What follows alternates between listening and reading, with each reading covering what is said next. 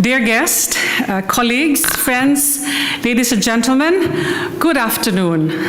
Welcome to the RSIS book launch cum seminar on nuclear governance in the Asia Pacific. I must say it is really wonderful to be able to have a face-to-face seminar instead of the usual virtual Zoom meetings that most of us have had over the last 2 years or so. So to our speakers who are joining us today, who are also the contributors to the book, Dr. Trevor Findlay and Tom Corbin, a warm welcome to Singapore. Trevor flew all the way from Melbourne via Ho Chi Minh, and Tom from Sydney. So we are delighted to have them with us today. And to our speakers, also are the contributors who are joining us via Zoom. They will be Zoom in later on from Hawaii. That is Dr. David Santoro from Beijing, Professor Dao Zhong, and from Bangkok, Dr. Donapon. Thank you for joining us today. The ongoing pandemic has compelled us to constantly navigate how we do our work, like the holding of these meetings, and to make the most of the opportunities that we have in order to pursue the things that we're really interested in, carry on with our usual work commitments, meet and engage friends and others here in Singapore and overseas. There are, however, circumstances that are completely beyond our control, and despite best efforts, and I mean in particular in getting this book that we're talking about physically here in Singapore, due to maybe it's lost in transit or due to problems with supply chain, etc., we have still to receive the physical copy of the book, although one of our contributors already got his. But the book is definitely published. So the Routledge office here in Singapore actually asked us, because it's too late to adjust the dates and all that, to photocopy the online version of the book so that you can at least see that it's really out. and we actually did. There's a photocopy version. But when I came into this room this afternoon, I said, oh, it doesn't look good, the photocopy version. I think what you have on the table, which is the leaflet, is much better. Anyway, our sincere apologies for that. Now, let me get on to why we are here this afternoon. I'll tell you what the book is all about and its overarching objective. Now, this book is actually the culmination of a 2-year research project that we've had in RSIS in Singapore and funded by the Ministry of Education. And the main question that we wanted to ask in this research project was, is it actually possible for a vast and diverse region to work towards building a framework, a collaborative framework, if you like, for nuclear governance in Asia? Firstly, while we do use the nomenclature Asia Pacific, covering all the countries in the region in this huge geographic footprint is actually impossible. But we wanted to ask some key questions. For example, apart from looking at the prospects, what are the existing frameworks, if there are, on collaboration or on cooperation on nuclear governance? How are the states in this region actually dealing with different issues of nuclear governance, from nuclear safety, nuclear security, safeguards, and non-proliferation? And what roles do other actors, other than the states, have in actually helping towards developing frameworks for nuclear governance and also encouraging that kind of cooperation in such a challenging issue? So in this book, we have tried to have some representation of nuclear power states like the US and China, and non-nuclear power states in the region, South Korea, Japan, and of course, these are countries that have significant capability in nuclear technology, although they're not technically nuclear power states, and the 10 Asean countries, which have shown sustained interest in issues of nuclear governance governance, and in particular have shown greater interest now in developing or building nuclear power plants in light of the challenges posed by climate change and its impact on energy security, among others. The contributors of this book therefore explore the different approaches at different levels, national and regional, to building that framework of nuclear governance.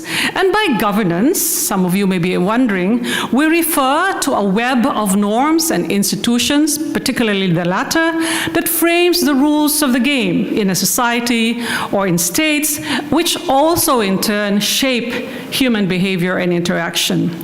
We pay attention particularly to what John Ruggie says, institutions and norms that help to organize the relationship between and among states, and how problems, shared problems and issues are dealt with, and how these problems are solved while mindful of different challenges and differing interests. So in this book, you will see chapters examining national institutions, paying attention to the kinds of agreements, frameworks, mechanisms, and programs, and other relevant institutions that provide guidelines that are meant to provide, to raise standards and ensure safety. Let me now turn to my co-editor, Julius Trajano, who is a research fellow at the Center for Non-Traditional Security Studies, to give you the broad sketch of the findings, the broad findings of the study, before we invite the respective contributors who are with us, Trevor Finlay and Tom Corbin, to give their presentation. So, Julius? Thank you, Professor Melly, and thank you to our dear friends and colleagues here who show up despite the rainy day that we have now. Maybe before I start, I'd like to draw your attention to the flyer. Even though there's no physical book here, actually the publisher prefers to use the URL, if you can see the URL here, to purchase. If you're interested and you want to purchase the book at a discounted rate, you can order it here through the website here with on a very generous discounted rate. Yeah, and it will be delivered straight to you, hopefully. Yeah. Okay, so this is almost a two-year-old project, and we utilize not just our own internal knowledge resources at RSIS, but we had a very fruitful and thought-provoking engagements with other experts in the Asia-Pacific region who help us to provide a comprehensive, not just an overview, but comprehensive analysis on nuclear governance in the Asia-Pacific region. Now, what's the rationale behind this project? With the growing interest in nuclear technology on the rise in the Asia-Pacific, and nuclear technology, we are not just referring to nuclear, the nuclear power plants or the small modular reactors, but also the growing utilization of radiological materials in non-power applications, such as in food security, hospitals, even climate change adaptation and mitigation. Nuclear technology has been a very good technological partner of countries in the region to help address various non-traditional security issues. And as I've mentioned, even the issue of climate change. Now, therefore, this is an exciting time from our perspective to examine how states and societies in the region approach and manage nuclear issues. And notwithstanding the region's diversity, the book aims to provide a comprehensive analysis on the nature of nuclear governance in the region, given the shared interest among states and societies in the range of nuclear issues that bear on international peace and security, and the renewed interest in nuclear energy as a viable response to balancing the need to address climate change while also ensuring energy security to fuel economic development is stacked against concerns over the malicious use of nuclear technology. So in the book, as we proceed to examine the state of nuclear governance in a state or region like the Asia Pacific, or sub-regions like Southeast Asia, Northeast Asia, or South Asian regions of the Asia Pacific, we should be mindful that embedded in all three areas of nuclear safety, nuclear security, and nuclear safeguards are complex governance processes involving states, individuals, groups, institutions, rules, and regimes. To better understand how these nuclear issue areas are governed, we examine, for example, what kinds of issues are raised in particular issue areas in the nuclear governance, so safety, security, and safeguards, and by whom. So the inquiry also extends on how these issues are addressed, what rules apply, and how institutions mitigate differences and problems. We also need to look at how outcomes are evaluated or adjudicated. And in brief, nuclear governance could be seen as a dynamic set of processes taking place within and among states and at multiple levels involving a range of actors, state actors and non-state actors, carrying out functions that involve devising policies to manage nuclear-related issues. So the chapters in this book the book has 8 chapters, and they present the varying policy preferences of states in the region, reflecting the dominant security concerns that inform their nuclear policies. It is insightful, for instance, to see how a major nuclear weapon state like China approaches the need to balance the pressure of meeting its huge energy needs and maintaining its status as a nuclear weapon state, while promoting closer cooperation with neighboring states through participating in regional institutions like the Asean Regional Forum. This, unlike the United States, which favors bilateral approaches instead of multilateral pathways. From the country studies, it is also interesting to observe the stark contrast in policy emphasis between states in Southeast Asia and in Northeast Asia. The focus of the former, Southeast Asia, is nuclear safety, while the latter states in Northeast Asia tend to be more concerned with nuclear security and nuclear non-proliferation, which underscores the salience of context in understanding the nature of governance in this diverse region. The 2 regional chapters in this book, the Chapter 2, which is written by Trevor, and on Chapter 8, which we wrote on Southeast Asia, complement the country studies by providing overviews of the institutional landscape for nuclear governance. These chapters assess the existing regional nuclear regulatory frameworks within and outside the ASEAN region, and this includes efforts to ensure comprehensive safety management, better risk communication, and transparency and accountability in nuclear power development. In our analysis of the efficacy of regional frameworks, these chapters also offer insights on regionalism in the Asia Pacific and the extent to which ASEAN and ASEAN-led institutions like the ARF or the East Asia Summit matter in promoting nuclear governance. The chapters also discuss the contributions of non-state actors who are members of epistemic communities and communities of practice in the nuclear field.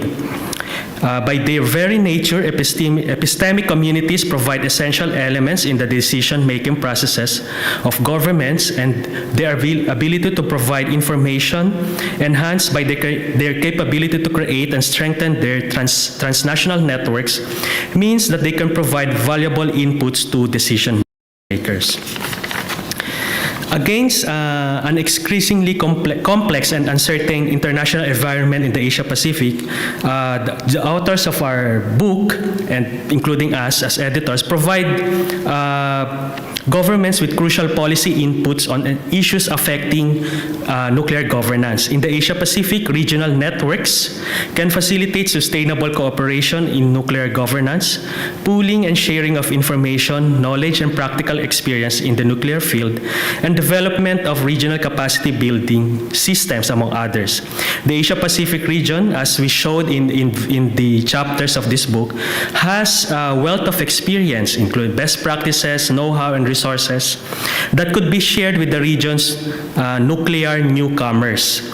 There are also regional network of experts that could be tapped to disseminate the wealth of experience, and the networks mentioned in this book include this Council for Security Cooperation in the Asia-Pacific, the Asian Nuclear Safety Network, and the Forum for Nuclear Cooperation in Asia.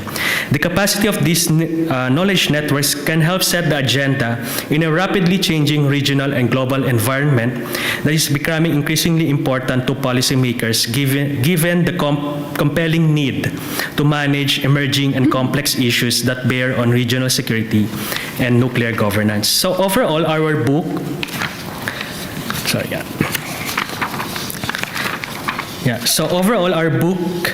offers a broad analysis of nuclear governance in the Asia-Pacific and the pivotal role of Southeast Asia. We are not saying here that Southeast Asia is ultimately the main driver, but Southeast Asia, given its wealth of experience, can still contribute to enhancing nuclear governance in the broader Asia-Pacific region. And in this chapter, in this book, we also offer some analysis on the gaps and limitations that can still be addressed by Southeast Asian countries if the region would like to put more weight on its role in nuclear governance, current role and future role in the nuclear governance in the Asia-Pacific region.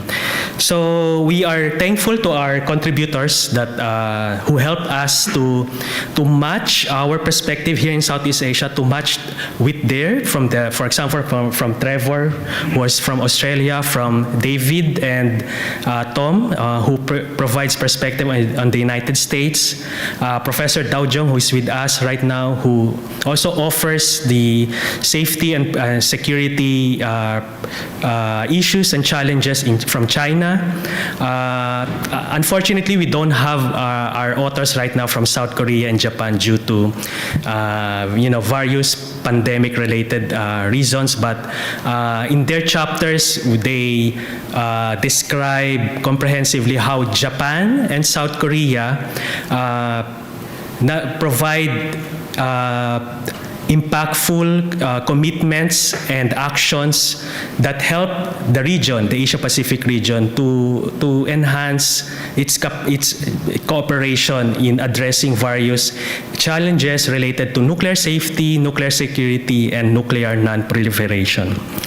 And of course, we have our colleague from Chulalongkorn University, Professor Dun Yapong, who offers a comprehensive perspective on the critical role of universities of nuclear education in the field of nuclear governance. So it's our wish that you would be able to have access to our book. It's available both on hard copy and soft copy. So it's up to you in what format you would like to avail it. So thank you very much. And Professor May. Yeah. Thank you, Julius. Okay, so that was the broad sketch of what the book is, the contents of the book, and the main issues and issue areas that have been highlighted. We will now move quickly to the first panel, which is which we have. We have two presenters here. I'd like to invite Trevor to give us his presentation on Asia-Pacific regional governance, fragmented, patchy, yet fixable, ? So Trevor, please. Thank you, Julius. It's been a great pleasure working with both of you on this project, and it's a great pleasure to be a speaker because I can take my mask off. But wonderful to be here in person. So this is what I want to do. I'm sort of setting the broad outlines that will cover a lot of the specific issues in the book, but I'm painting a very broad picture here. So I want to talk about nuclear energy in the Asia-Pacific and the prospects in the immediate future, although prognostication in this field is always very difficult. Projects start, they don't start, projects are announced, nothing happens, but I'll try and give a prognostication as best I can. The second thing I want to do is look at the regional engagement with global nuclear governance. So how does this region fit into the international institutions and norms that the international community as a whole has established? Thirdly, how do regional arrangements fill the gap? Because there are gaps in the international coverage, as you'll see. And then finally, how to strengthen regional nuclear governance. And I asked the question, should that be top-down or bottom-up? So this is just a general chart showing you the nuclear capacities in the region. I updated it from about 5 years ago, and to be honest, not much has changed. China's still barreling along with its nuclear program. Japan still has not restarted all its nuclear programs. Vietnam cancelled. Bangladesh has proceeded. But nuclear power plants, and we're talking major generating stations here, take a long time to plan and actually bring online, so at least 10 years. So situations don't change very much. So let me talk a bit about the nuclear energy futures in Asia-Pacific. And as you'll see as I proceed in this presentation, I basically divide the Asia-Pacific region into two sub-regions because they are extremely different. And it's difficult to talk about trends in the one region as a whole. So let me start with North Asia. The future of nuclear energy there is a mixed picture, unlike a few years ago. So China is proceeding at pace, as I mentioned.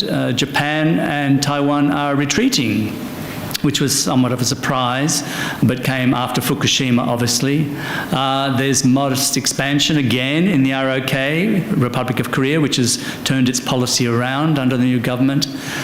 There's growing interest in small modular nuclear reactors. So that is new and growing in both parts of Asia-Pacific. In some cases, even floating reactors are being considered. We can talk about that more in the Q&A if you wish. It's a rather specific area, but one that I think will grow in future. In Southeast Asia and Oceania, the picture is very different. I don't envisage there'll be a major nuclear power plant built before 2040. And as you can see, all of the countries in the region are either very slowly making preparations, they're procrastinating. Indonesia's been building nuclear power plants for 30 years, but actually hasn't got one.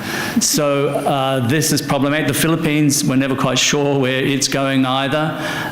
Vietnam, as I mentioned, cancelled quite suddenly.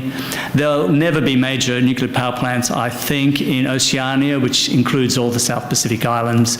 They simply can't afford it, and their electricity grids are simply not capable of hosting a major nuclear power plant.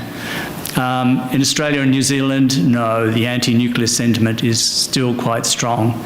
But again, in this region, there's some interest in small modular reactors, and that might very well be the way of the future.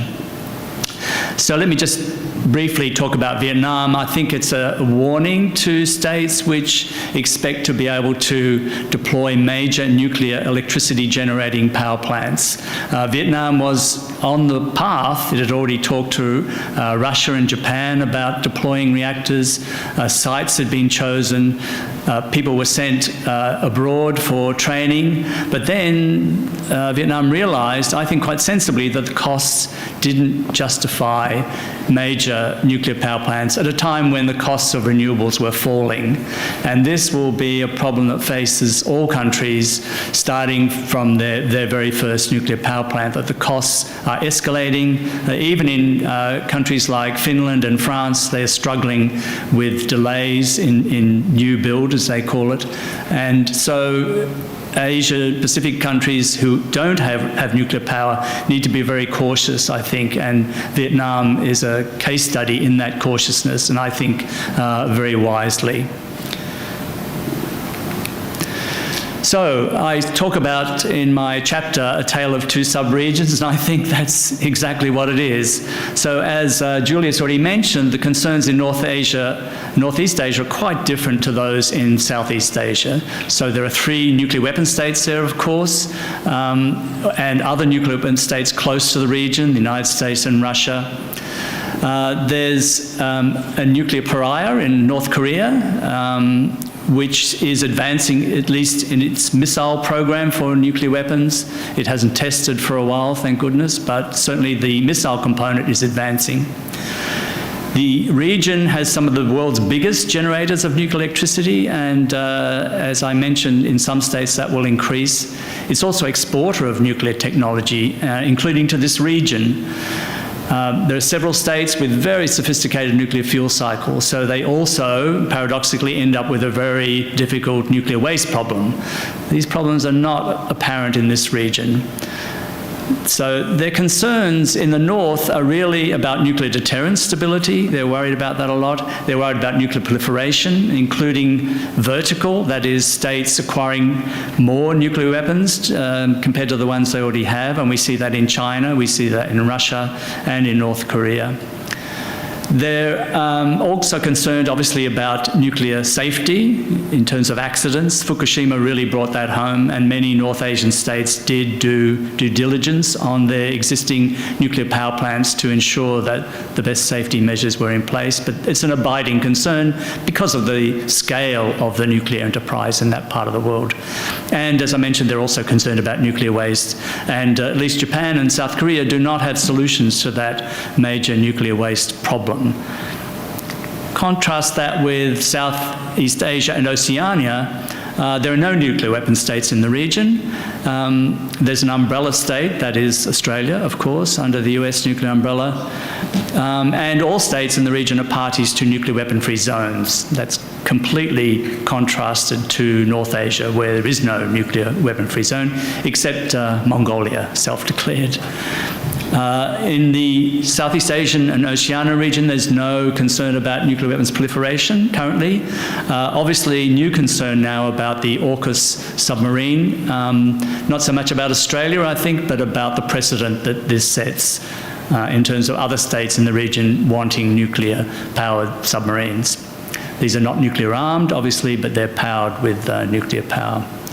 There are no nuclear power reactors at all in the entire region, but interest in small modular reactors again. The region is almost entirely an importer of nuclear technology, and it doesn't have any demand at the far end of the nuclear fuel cycle, that is enrichment and reprocessing, which of course can produce nuclear weapons materials.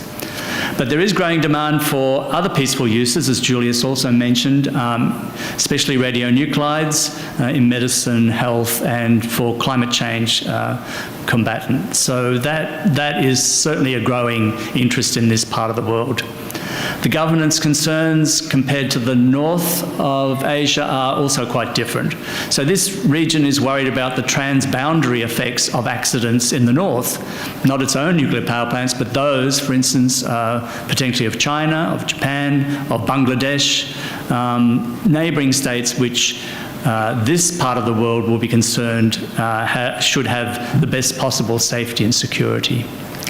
There are concerns here about nuclear transport, of course, nuclear terrorism. So nuclear security is a growing concern in this region, including radionuclide security. So even though radionuclides used for hospitals and health and agriculture can't be used for a nuclear weapon, they can certainly be used to terrorize people in what's known as a dirty bomb.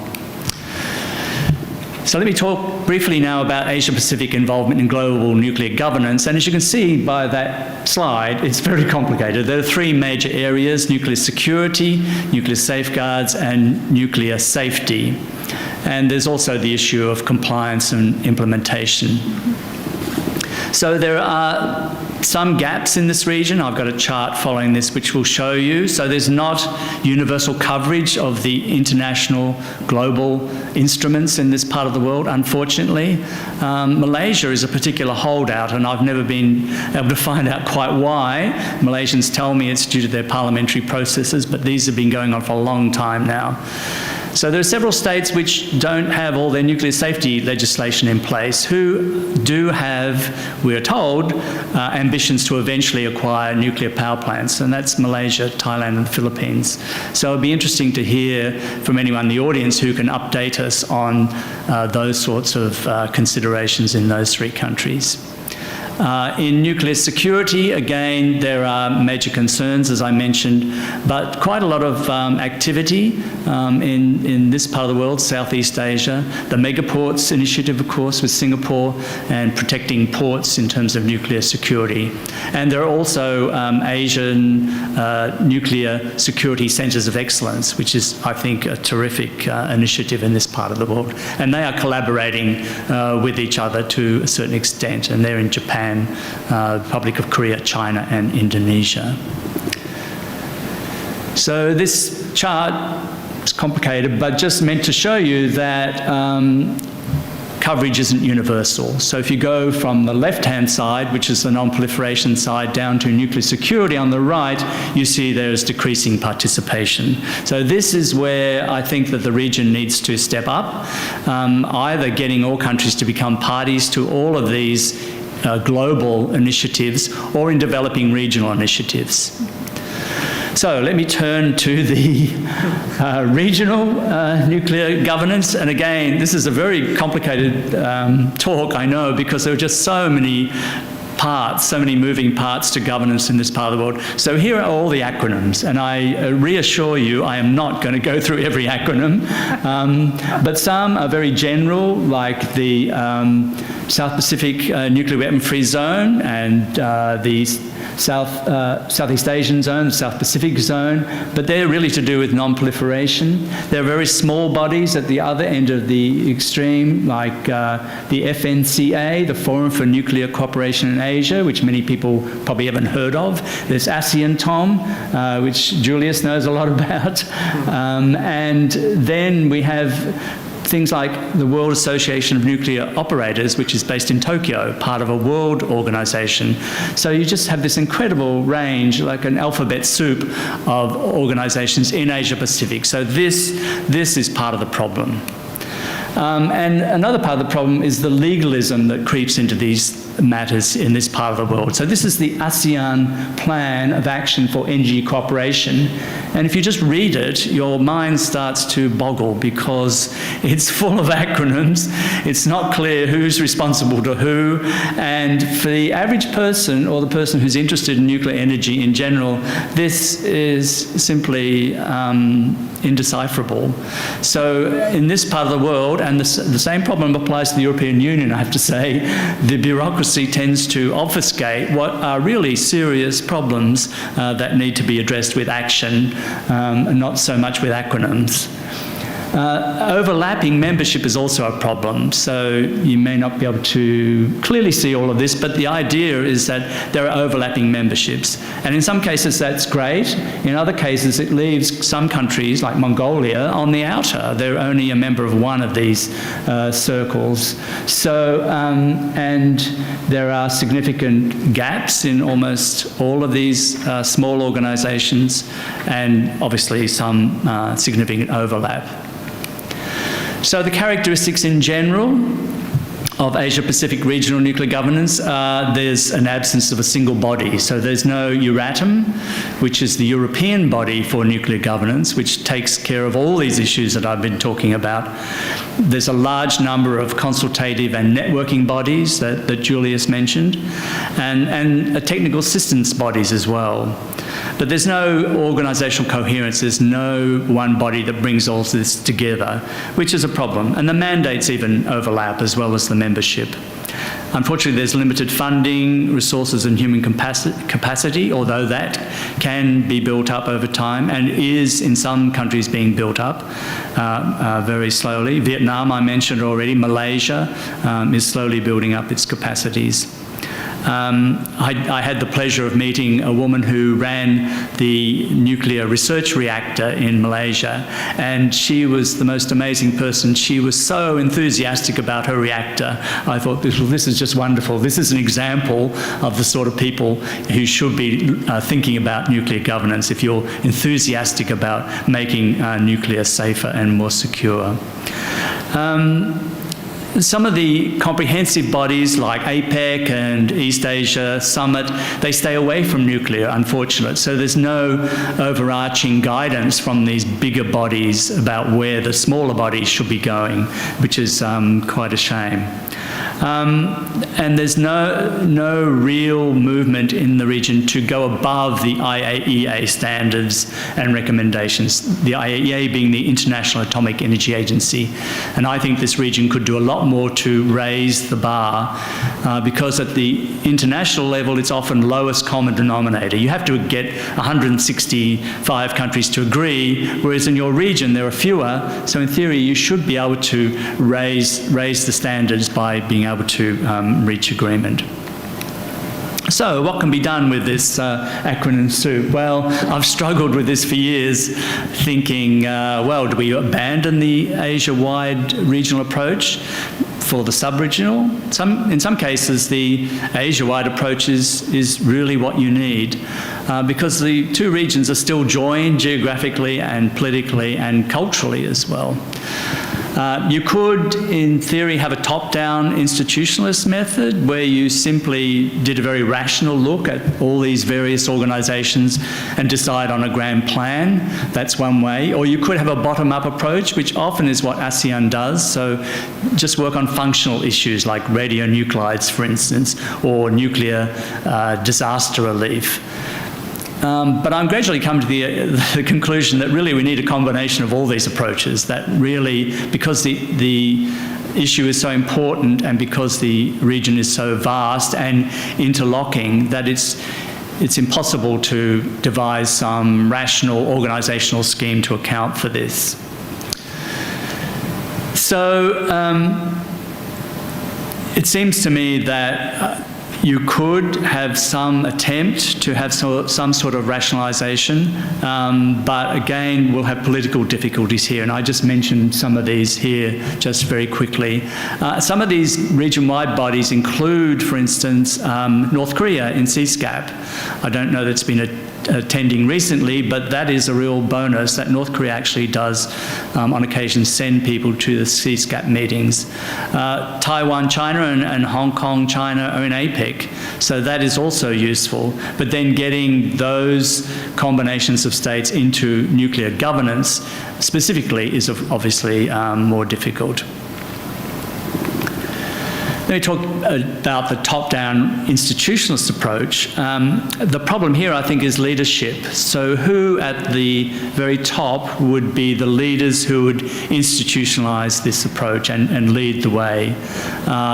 One would look to Indonesia, for instance, in ASEAN, but everyone who knows ASEAN knows that Indonesia cannot necessarily be seen as pushing other states in the direction it's seeking to go. In North Asia, it's even more problematic. Just because you have some states that really decline to deal with each other and have the past history of animosities. So the problem of leadership, I think, is a key to this. Which states are going to lead the nuclear governance reform that we need? And it's not clear at all, because of the just complexities of the region, that this is going to be possible. But if anyone can nominate some leaders, I'd be very pleased to hear who they are. I think the bottom-up functionalist approach, if I was to say in my heart of hearts what's going to work, it's this. And I think it's this because there are very specific issues on which countries are concerned and which can be the nucleus, to use a pun, of future growth in nuclear governance. And I noted recently that Malaysia has a joint project with Jordan and Lebanon on nuclear security. And I think that's incredible to think such disparate countries coming together to assist each other on nuclear security. So that's what I mean by a functionalist approach, that you pick a subject and then you find a leader like Thailand or Malaysia or Singapore, and then they lead on that issue. My big hope is still that ASEAN, Tom, will eventually evolve into something for the ASEAN region, but it's very slow going, and there are others in this room who know more about this as well. One thing that the entire region needs, and I think lends itself to the functionalist approach, is fulfilling the Iaea milestones approach. So the International Atomic Energy Agency has a milestones document which every country should fulfill, a whole series of steps that a country should take if it's serious about having nuclear power or nuclear energy in any form. And those things include national legislation through your parliaments. It includes training customs officers to recognise nuclear smuggling. It talks about regulations and rules, the proper training of people. So I think this is a very good place for the region to be working while the very top institutional arrangements are considered and put in place. So, one of my conclusions, to borrow from Mao Zedong, it seems to me that we have no choice but let 100 flowers bloom. That all these approaches, I think, need to go forward. I think one idea would be to try and convene a meeting of all these small bodies, not the very top ones like APEC, but all the functional bodies that I showed you in the acronyms running amok. And try and get them to describe to each other their mandates, try and explore what overlaps there might be and what cooperation there might be between them, because I think that all of those states are geared in some way towards improving nuclear governance. It's just that they tend to ignore each other and, as I said, have these overlapping memberships. So I think if someone can take leadership on that, and I guess that's the ASEAN ministers who would do that, I think that would be extremely worthwhile. And as I mentioned, the Iaea milestones approach provides lots of opportunities for initiatives amongst a small group of states or in a body like ASEAN. So thank you very much for your attention. Look forward to any questions you have. Thank you. Thank you very much, Trevor, for walking us through comprehensively the different frameworks and arrangements out there that are in the business of nuclear governance, whether it is in safety, in security, or non-proliferation. Yes, indeed, if you follow the nature of regionalism in Southeast Asia or East Asia, the alphabet soup is something that you really have to be familiarized yourself with. And it's actually very interesting because, it can be very creative, right? If I could think, you have APEC, you have EAS, you have ASEAN, and all the other things that you attach to it. But yeah, the question, the point that you raised, let 100 flowers bloom, and maybe in a region that is as vast and as diverse as Asia Pacific, having a singular body to tie them all together, maybe something that's a bit impossible. But having all of these bodies working together perhaps allows us to craft different pathways, but going to the same direction, the same goal. So from a regional and global perspective, now we zero into a country approach, and may I call on Tom to talk about the US approach to nuclear governance. Sorry, David first. David? Thank you so much. I've been following the discussion. Let me begin by saying that I'm sorry I'm not in Singapore. I wish I could have been with you. It's a lot better to be in person, but unfortunately I couldn't be there. So I apologize for this. I also have to say that it looks like I'm the only one who has gotten the book. So I don't know why I don't make them in Hawaii. They sort of sent it to me first, but there you go. Now let me begin by thanking you, thanking Julius and RSIS for putting this together, and for also being such a fantastic partner with us with the Pacific Forum over the years. Many congratulations on the book, and thank you for inviting me and Tom and me to write a chapter on it. I really encourage everyone to check it out, because I think it's a very good and unique book, and you've been able to hear some of the key findings already. So I'm glad that we are able now to dig into some of the specifics. But just to be very quick, so my name is David Santoro. I'm president of the Honolulu-based Pacific Forum here in Hawaii. And the presentation that I'll be giving today is a joint presentation with my colleague and friend Tom Corbin from the US Studies Center at the University of Sydney. In fact, another organization with which the Pacific Forum is a partner. And so the focus of our presentation is really the US approach to nuclear governance in the Indo-Pacific.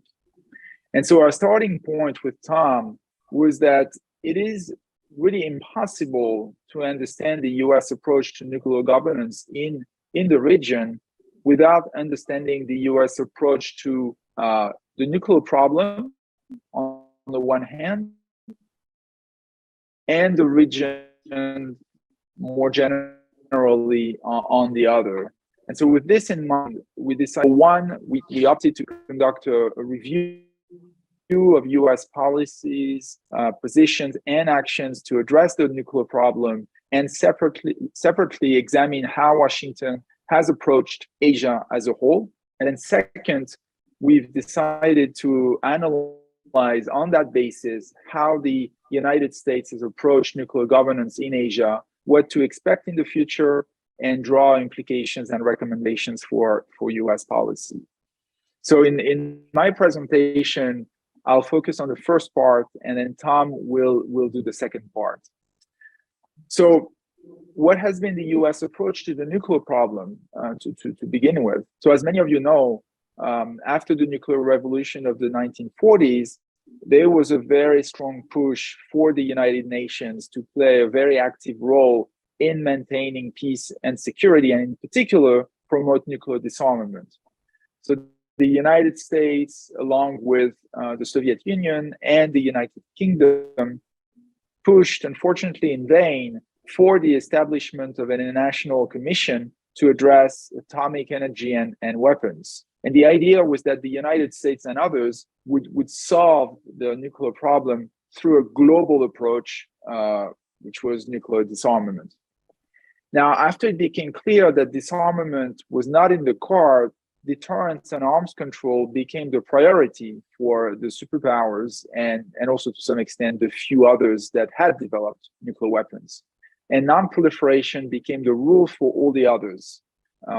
So until disarmament became possible, states with nuclear weapons promised to essentially regulate their relations and reduce dangers as much as possible. And states without nuclear weapons vowed never to develop such weapons. And so that bargain became the bedrock of the Nuclear Non-Proliferation Treaty, which also guarantees the peaceful use of nuclear technology for all states. And so while it gives different rights and responsibilities to different states, the NPT, just like the nuclear approach, the nuclear disarmament approach before, has also been a global response to the nuclear problem. And in many ways, the same is true of subsequent efforts to maintain and strengthen nuclear safety and security. The main instruments have been global in scope. Now, to be sure, there have been some regional level efforts as well. Think of Euratom, which Trevor mentioned, the Antarctica Treaty, and the nuclear weapon free zones that Trevor also mentioned in his presentation. But as a general rule, the United States has regarded these regional efforts as complements to global treaties, and it's always prioritized global treaties. Now, the United States has also relied heavily on state-level actions.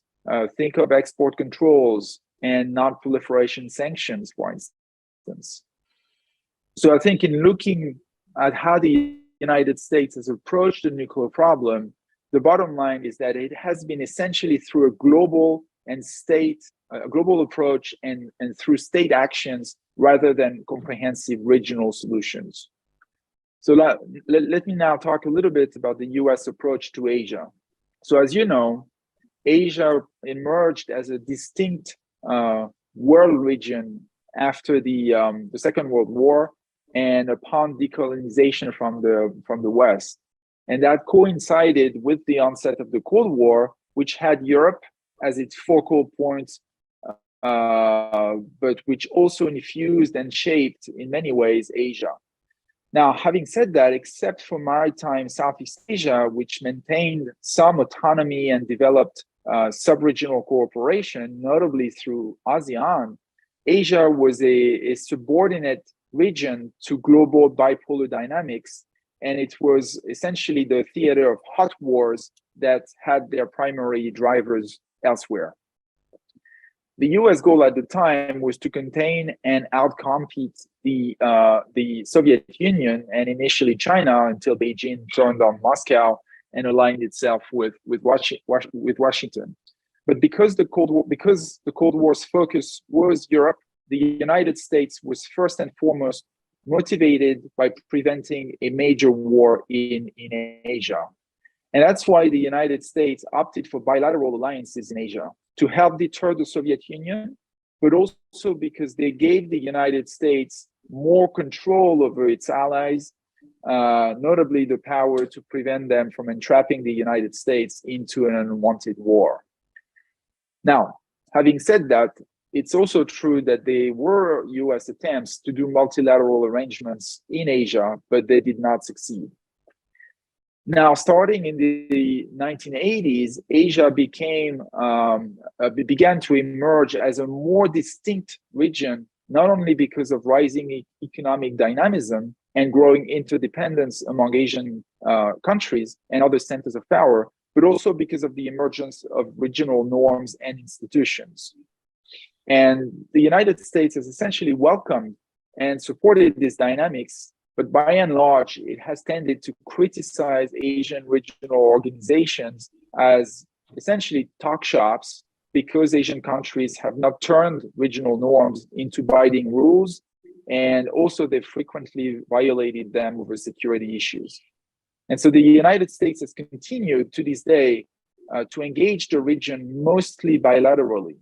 And I think this is still true today, despite US efforts to now encourage essentially in the context of rising competition in the region, to encourage the build-up and the strengthening of the region's burgeoning institutions and also create new ones.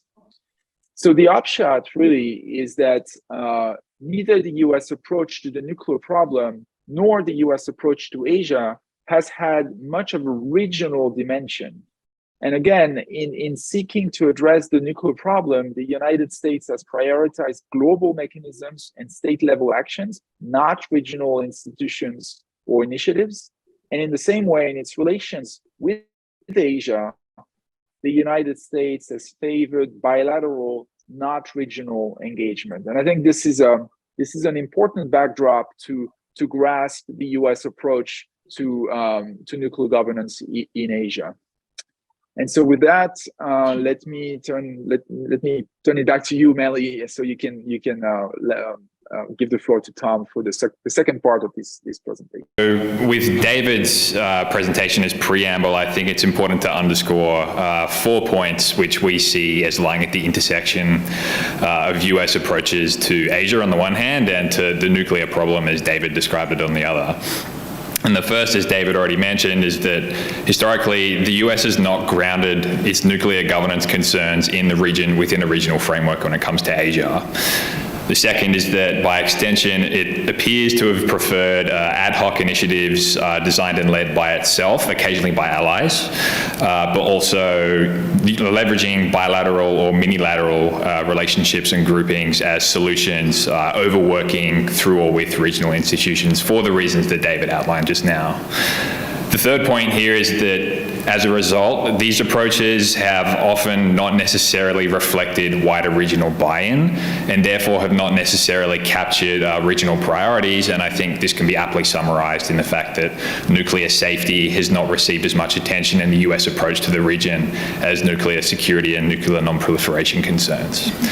And the fourth point here is that, again, as I basically just said, most attention here from the United States has been on proliferation and nuclear security rather than safety issues themselves. And here, with the caveat, this is not sort of a black and white statement. Of course, the US has had clear interests in nuclear safety in the region, but it has prioritized the first two over the latter. So what does this look like in practice? I think there are probably four categories here that capture the different ways that the US has sought to address nuclear governance concerns in Asia. And the first would be in its response to different proliferation crises or in response to the actions of different proliferators or crisis actors.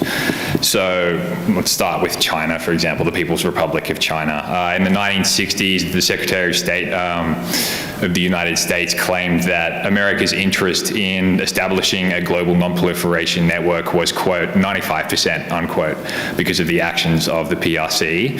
And while that percentage weighting might have changed over the years as different actors have come to the fore in terms of non-proliferation concerns in the region, it's not really a surprise that you can see over the history of the normalization of US-China relations a clear effort by the United States to use a combination of carrots and sticks to get the Chinese to adhere to global non-proliferation and nuclear governance norms, but also to observe specific agreements within the bilateral relationship related to those issues.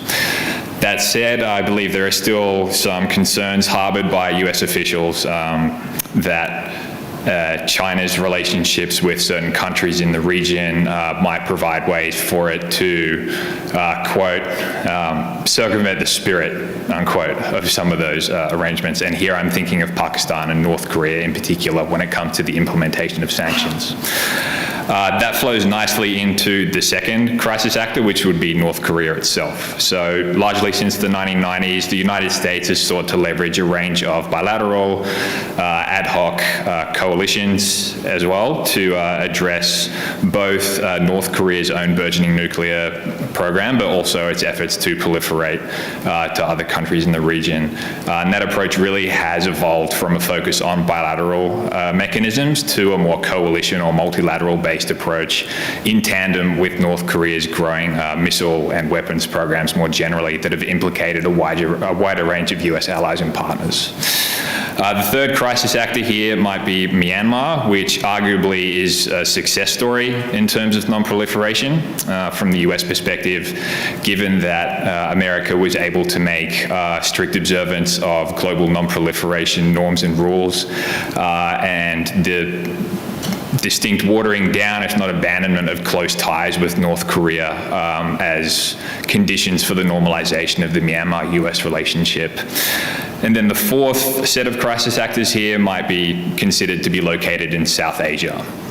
So events in South Asia have driven the United States to pursue actions at a global level to strengthen the global non-proliferation regime.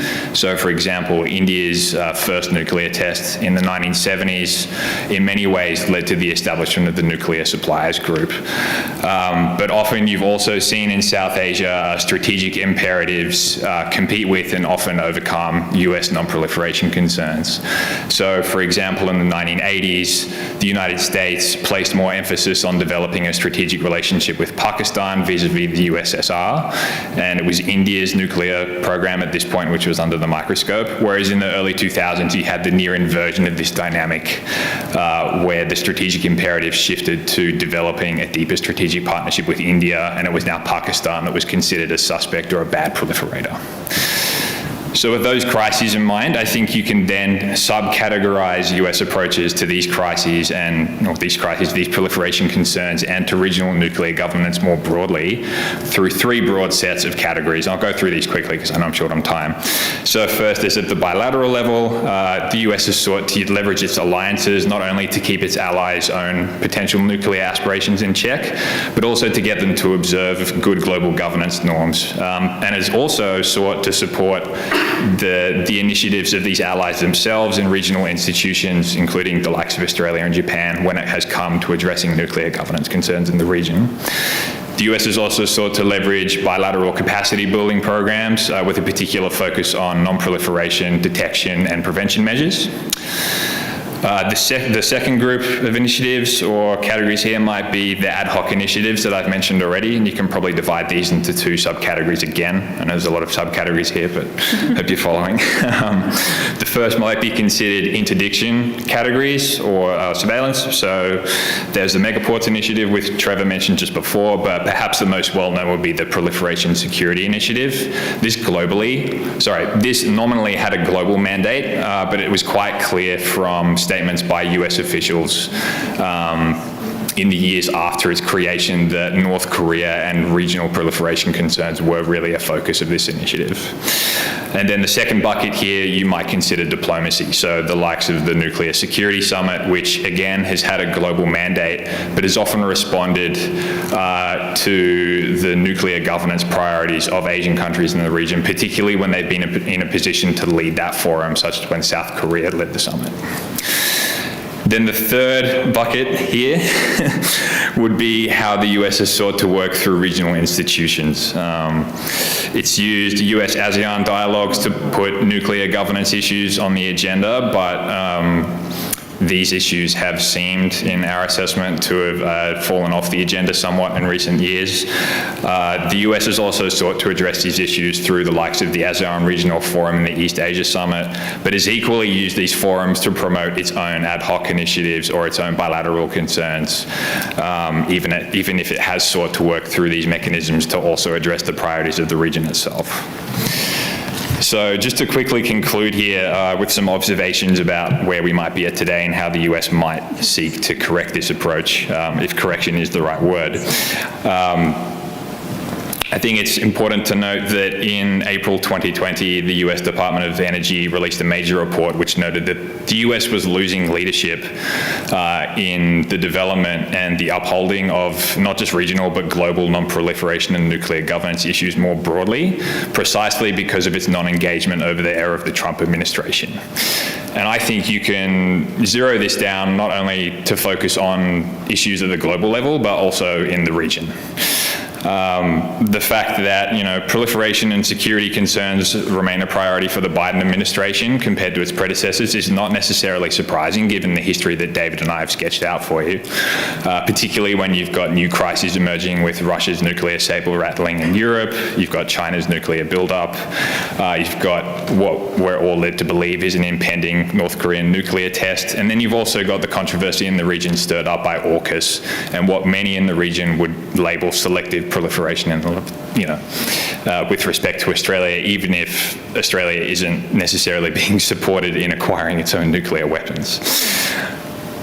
And the bottom line here, really, I think, is that institutions are critical, not just because it's the right thing to do, but because this is an effective way for the US to address its own limited capacity in terms of its attention and its resources, to give the region agency in addressing the problems that it wants to address, and not just the nuclear non-proliferation security issues the US deems to be a priority, but also because it's going to reflect the sincerity in US engagement with Southeast Asia.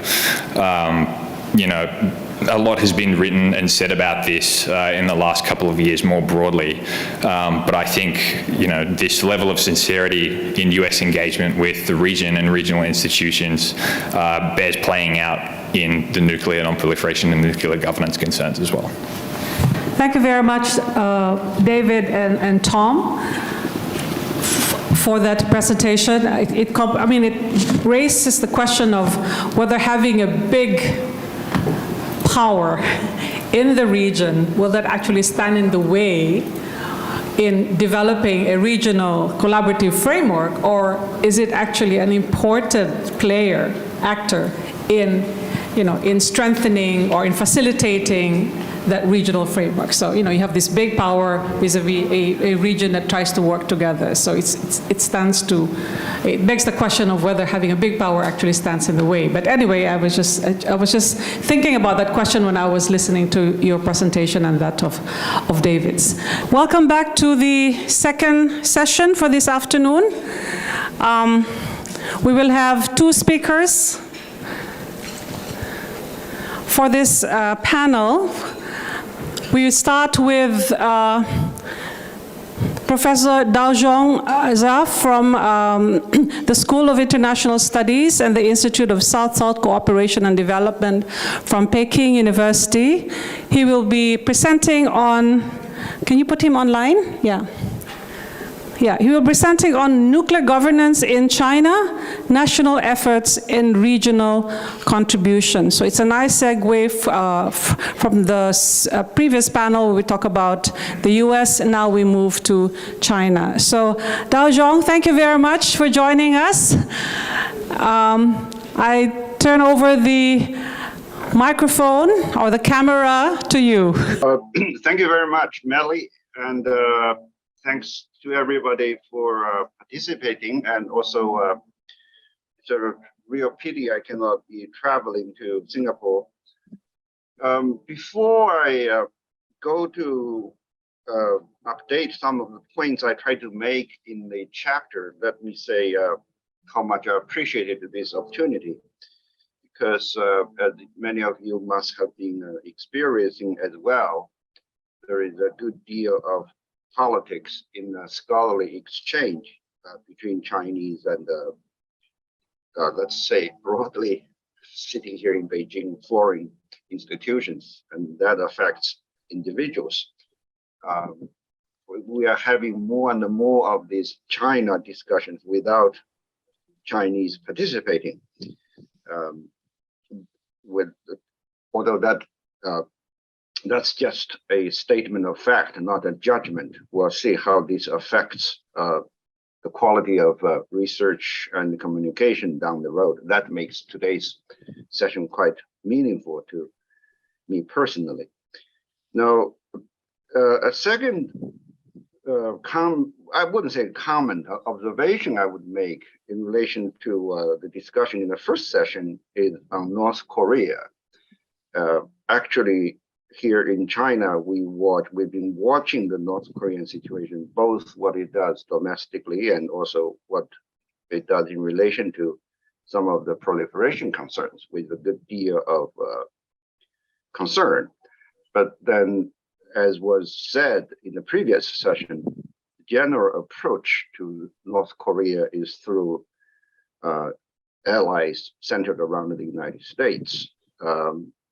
That does give North Korea room for diplomatic maneuvering. And we will need to watch very carefully how this pattern of behavior on the part of North Korea goes down the road. And related to that is that although when I speak with my Australian colleagues, that AUKUS right now is not for nuclear weapons per se, a possession by Australia as a state. It certainly has a right to do that. And how the implementation of the AUKUS arrangement affects the non-proliferation agenda, both here in the region and more broadly, that remains to be seen as well. Having said all that, it brings me to an observation I was trying to make, but I thought was a bit out of place in the earlier part of the discussion. That is to say, China, in this regard, when it comes to nuclear governance, more broadly defined, has evolved into a sort of club of one. That's itself, and it may as well remain so for some time into the future. So that's that. Now, the chapter I did was more of a note of studies. So actually, Melly's summary in the introduction chapter of the book is way better than what I try to articulate in the chapter. So I'm not going to go through those 6 parts because it's fairly straightforward. I'm going to update you with some of the developments that were not covered in the chapter since it was finished. One is that the 14th five-year plan here in China still has 70 gigawatts of power, nuclear power, 2025 by 2025. Can this be met?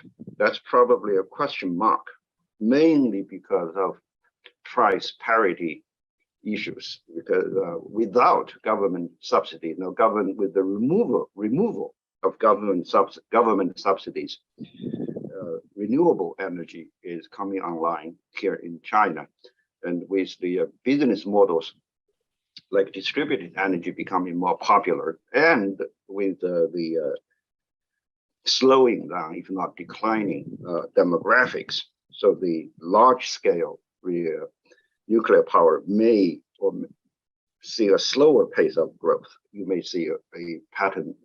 And on top of that, in terms of the geology, suitable sites for doing large-scale conventional reactors are already being taken and mainly concentrated along the coast.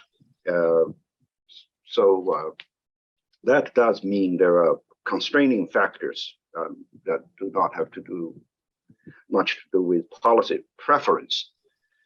Now, there are several new developments, mainly along the technology area. One is that China has successfully extended the use of civilian nuclear power to include district heating. That's a project in Shandong province, and there is a likelihood that this is going to be expanded because it helps to replace coal consumption, especially in the winter heating season in the north of the country. And second new development is the commercialization of a fourth generation reactor that's called what's called a high temperature gas cooled modular power bed. It's a long term, but basically, although it's still a demonstration project, but it may, with the unit 2 under construction, it may become commercial by the end of this year. And the third is that, as I mentioned briefly in the chapter, is China has constructed an experimental thorium reactor that's in Gansu province in Wuwei. Right now, it's still small, but I recently interviewed some industry people. It's going on pretty well, and it may get put into service before 2030. So, in terms of the science, progress in science, there has been some good records here in China. But then how much is progress in science, especially the thorium reactor, because uranium-233 is not weapons grade. Does that make it its model more attractive, for example, to interested interested countries over there in Southeast Asia? That remains to be seen. Also, there will be competition even with thorium reactor, because in addition to China, France, India, Japan, Norway, and the United States are also developing the same reactors, the type of reactors. I'm going to keep this fairly short, so I'm going to skip most of what I said in the paper about the features of the Chinese policy. Basically, we have good policy certainty, but then we still suffer from not settled on a standard that is a reactor domestically. It's good for science, but it may be challenging for assessment, like what we said about Asean and whatnot. When they engage with the Chinese nuclear company, each company has its own philosophy, scientific philosophy of putting together a reactor. That must be really confusing to international colleagues. But then up to now, China has a fairly comprehensive nuclear industry chain.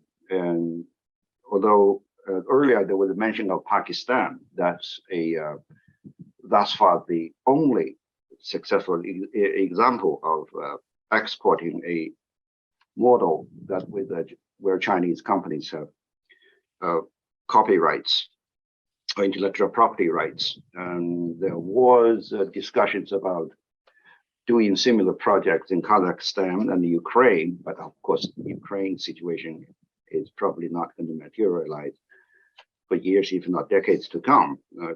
The Kazakh situation may also be as complex. But in any case, there are some geopolitical uncertainties down the road. One is the nuclear relationship with the United States has changed from cooperation to competition. And again, earlier there was a mention of the Center of Excellence on Nuclear Safety.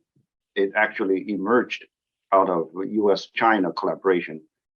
But thus far, I don't think the US is playing a role. China works with Iaea and others to engage interested actors to the extent that's feasible.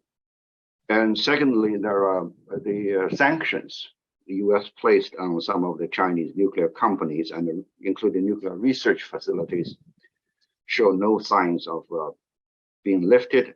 And of course, these sanctions can't have a demonstration effect.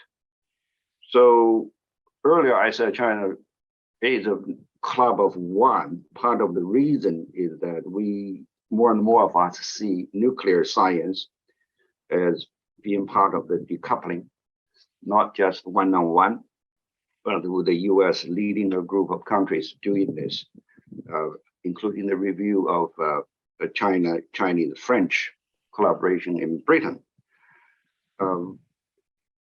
That does mean the so-called nuclear Belt and Road is in the great question, because the main, let's say, if you comparatively strength here in China is financing, but then nuclear projects can easily go over budget and delay over time. So what does all this mean for relationship between China and Southeast Asia? Like I said, China is not an established reactor exporting country. And also in Southeast Asia, Chinese companies have done only limited work to prepare societal understanding of what China is doing. Later, we'll be hearing from Dr. Wong-Sa Wong and see how Thais react, because so far, the truly substantive collaboration is between the Thai company and the Chinese companies, CGN, the China General Nuclear in Qinzhou, that's over there in Guangxi. But if you look at the same company, CGN, that tries to get into Malaysia, but then the company finds it more feasible to begin by investing solar power in Malaysia. That's one way to get the Malaysians to understand what a Chinese nuclear company is like. But all may not be that negative. I looked at the launching of the Lao Singapore power line that was enabled in the third week of June this year. We're talking about hydropower generated in Laos, transmitted by way of Thailand through Malaysia, and eventually reaching Singapore. It's still small up to this stage in scale, but the modality shows that this ASEAN power grid, that vision is coming into fruition. So we might be able to, in the future, envision a model of cooperation whereby nuclear power, including nuclear power generated within the boundaries of China, supplying Southeast Asia by regional power grids. So, okay, that's already 15 minutes. Thank you very much. So now, let me turn to our second panelist, Dr. Donapong, who will talk to us about the role of nuclear education from a Thai perspective. Over to you. Okay, thank you very much, Professor Melly, Julius, and RSIS for giving me and Professor Sunshine the opportunity to contribute to the book and for the opportunity to present today. Actually, Professor Sanchai and I wrote this chapter together, and I also especially would like to thank Julius for helping me with the chapter tremendously. Thank you very much. Okay, this is the outline of my presentation: nuclear power development in Thailand, nuclear governance in Thailand, peaceful applications of nuclear science and technology in various applications. I'll talk about nuclear education in Thailand, especially my department, and the nuclear safety, security, and safeguards education, and cooperation among institutes in Southeast Asia, and analysis and recommendation, and then conclusion. Yeah, I'm a little bit sorry. I'm just going to kind of read all the slides, so it may be a little bit boring. Anyway, for the nuclear power development in Thailand, the program was initiated about 56 years ago. The Electricity Generating Authority of Thailand, or EGAT, the state-owned utility power company, power utility, presented the program to the government. And in 1970, a site in southern Thailand was approved, and the site was situated next to the Gulf of Thailand for cooling purposes, of course. And 2 years later, the government approved of a boiling water reactor and reserve uranium fuel. And then in 1978, the program was postponed indefinitely because we discovered a large reserve of natural gas in the Gulf of Thailand. And at that time, natural gas was considered better than nuclear, of course. But still, EGAT still proceeded with further site selection and came up with 5 suitable sites. And then the nuclear power contribution in the Thai Power Development Plan has been adjusted up and down several times in several versions of the PDP. But then in March 2011, everyone knows the Fukushima nuclear accident took place in Japan. So in May 2011, the cabinet decided to postpone the nuclear power program by another 3 years. And however, the most current version of the PDP 2018, covering 2018 to 2037, they finally eliminated nuclear power option from consideration. And also, we observed that since the Thai military coup in May 2014, there has been no official talk or announcement on the nuclear power program. So I just feel that it will be very hard to have a nuclear power plant in Thailand. And also, another issue about nuclear power in Thailand is public acceptance, because a number of Thai people are still very, very uneasy with the word nuclear due to Chernobyl and Fukushima accidents. And because of the lack of knowledge and understanding, misinformation spread by certain organizations, and the unreasonable fear of the invisible danger or radiation are observed to be the cause of such feelings. So we must promote public awareness and public participation in order to increase the understanding of the technology and public acceptance. For the topic of nuclear governance in Thailand, of course, the Thai government strongly supports nuclear safety, security, and safeguards governance. In 2016 Nuclear Security Summit, Thailand made an important statement on the issue, and nuclear safety governance in Thailand is characterized by strict and clear policies. And the topmost nuclear law in Thailand is called Nuclear Energy for Peace Act 2016. This applies to any peaceful activity related to nuclear power and radiation. It also aims to ensure sufficient safety and security and safeguards to prevent the dangers of nuclear and radiation effects on people and the environment.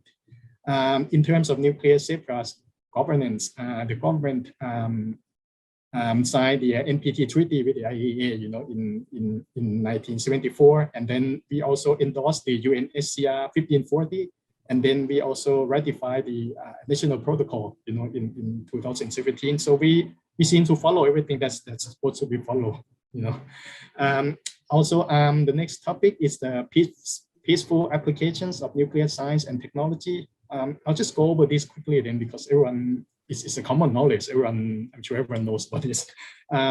The nuclear science and technology has been an integral part of the Thai society and the economy. It's been used in many fields. For example, X-ray radiography, conventional X-ray radiography, neutron radiography, gemstone enhancement. We also use radiation to preserve and improve agricultural product quality using gamma and electron beam irradiation. Of course, medical applications like radiation for diagnostic and therapeutic purposes.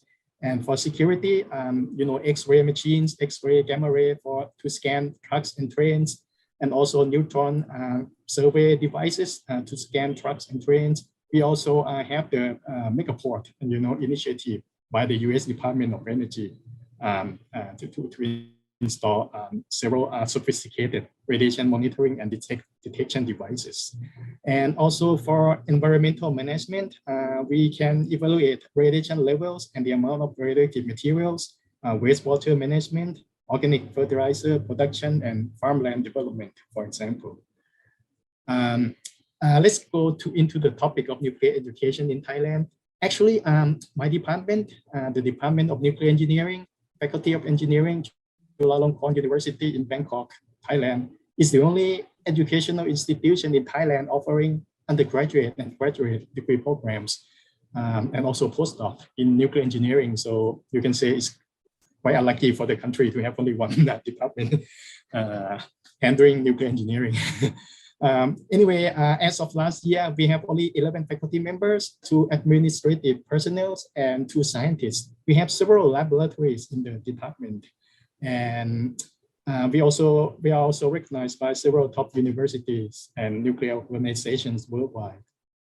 And for the issue of nuclear safety, security, and safeguards education, actually in 2013 to 2015, the department offered the nuclear security and safeguards program under the curriculum for the Master of Science and for Nuclear Technology. And we provided full scholarships to qualifying Asean students to support their living expenses in Bangkok, and also full tuition-free support, And the program was financially supported by the EU, and we have several students from Asean countries, Cambodia, Laos, Indonesia, Malaysia, Myanmar, the Philippines, Vietnam, and also Thailand, 18 in total.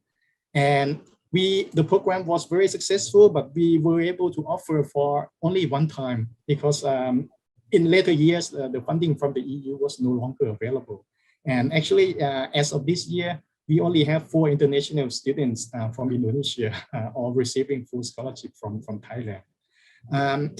Presently, the department offers 4 degree programs, Doctor of Philosophy, Master of Engineering, Master of Science, and Bachelor of Engineering.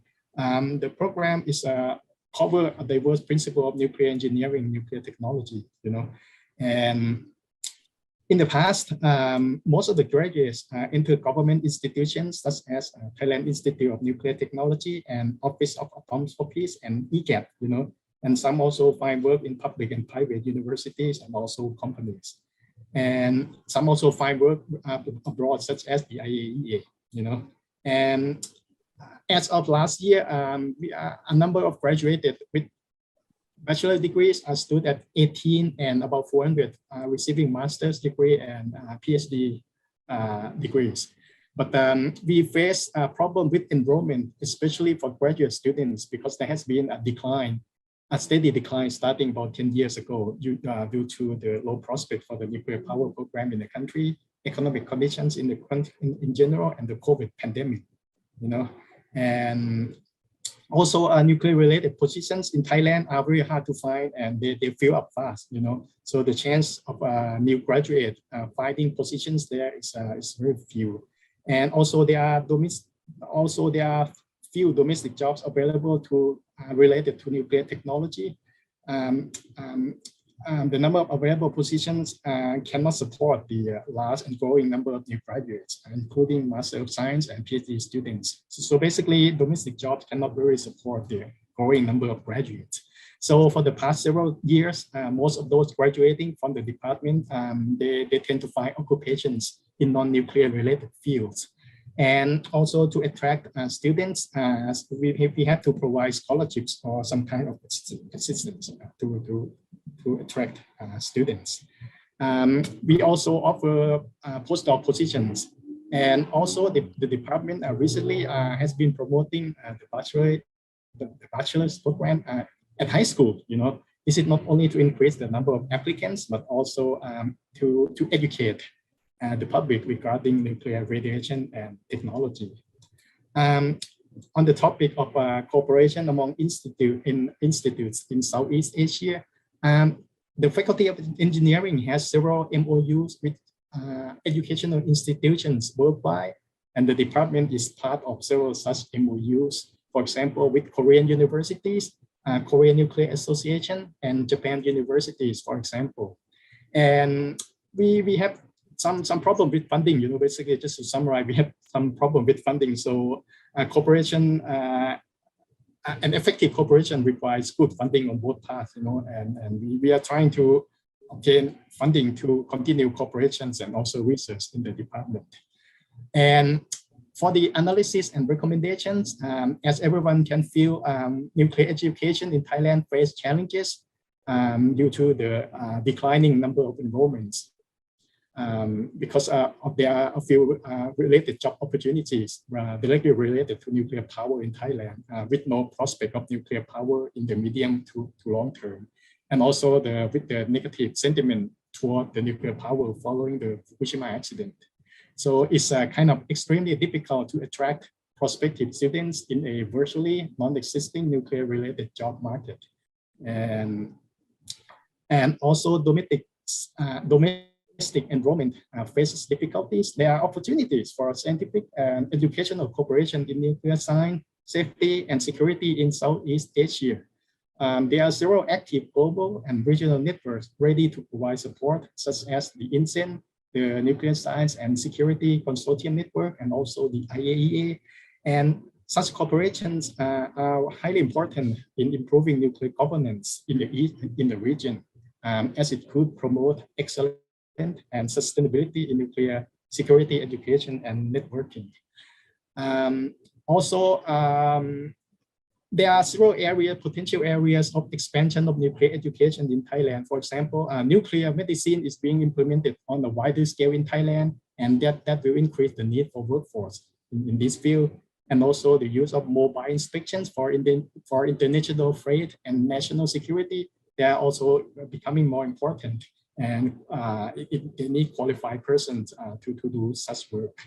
And also with the preventive maintenance, we do more preventive, non-destructive test, preventive maintenance with using nuclear and radiation techniques. So more people in this field will be needed.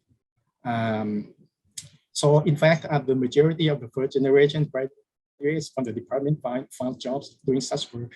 And the current curricula of the department have been adjusted accordingly to meet the need, to meet those needs. For the conclusion, nuclear science and technology has been an important and integral part of the Thai society and the Thai economy. And nuclear education is also important for the country, even though the country has no nuclear power plant, because this is necessary for the regulation of the use of nuclear technology in Thailand and broader Southeast Asia. For instance, radiation safety officers, they are required by Thai law to always be present at the location of specific radiation producing machines when they are operated. And also, while the department has been facing declining student enrollment for the past decade, there are several opportunities for scientific and educational cooperation in nuclear science, safety, and security in Southeast Asia from several global and regional networks and agencies. And such cooperation is highly vital to providing the region's nuclear governance by promoting excellence and sustainability in nuclear security, education, and networking. Addressing nuclear safety, security, and safeguards governance in Southeast Asia and beyond nuclear education comes up against several challenges. Of course, about funding, we need good funding.